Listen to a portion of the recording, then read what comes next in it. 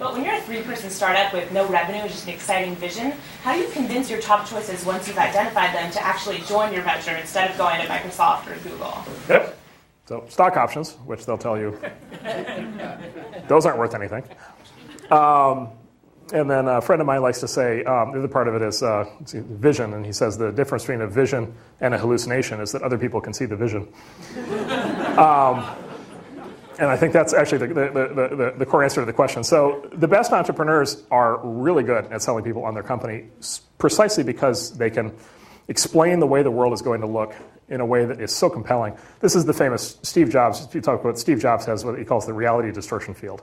So like if you get within 10 feet of Steve Jobs, whatever he says the next 20 minutes, you're going to walk out of there believing. Or whatever he says. He could say the sky is purple, and you'd be like, yep, that makes total sense. And 4 hours later over dinner, as you're explaining it, to your wife, your husband, and you're like, well, I don't really know what he meant by that, but it was really, really compelling at the time.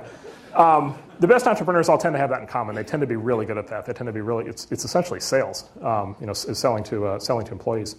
And so it's incredibly. It's an incredibly valuable skill to be able to do that. That plus stock options.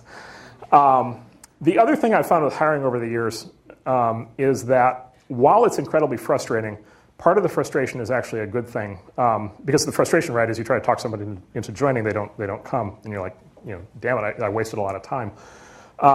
But hiring is also a selection process, and it's a self-selection process on the part of the candidate, right? And so, of all the people you interview, like if you hired them all, it would turn out that a good 2/3 or 3/4 of them you probably shouldn't have hired anyway.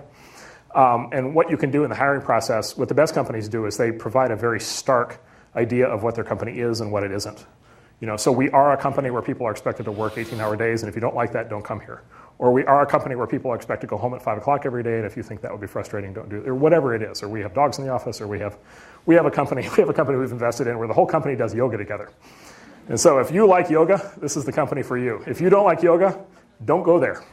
You're going to be asked to put your feet in positions that you're just going to be completely uncomfortable with. Literally, yoga every day. Company's called Asana, which of course means a yoga pose. I learned. So a very, very, very stark idea is very good because it's polarizing. And I think the best companies tend to be polarizing. And so if in your hiring process you're turning people off as often as you're turning them on, because it's just you're making it, they're sort of deciding, well, this is clearly not the right fit for me. I think that's a good thing.